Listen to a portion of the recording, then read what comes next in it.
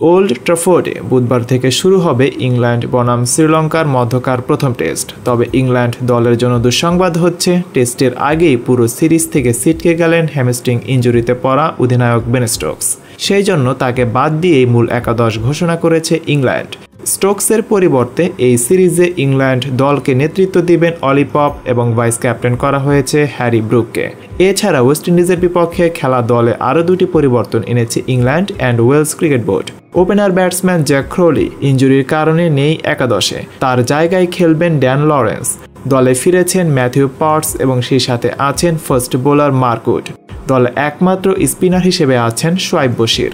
সর্বশেষ সিরিজে ইংল্যান্ড ৩-০ ব্যবধানে হারিয়েছে ওয়েস্ট ইন্ডিজকে। এইবার শ্রীলঙ্কাকে হোয়াইট ওয়াশ করে ওয়ার্ল্ড টেস্ট চ্যাম্পিয়নশিপের ফাইনাল খেলার আশা বাঁচিয়ে রাখতে চায় দলটি।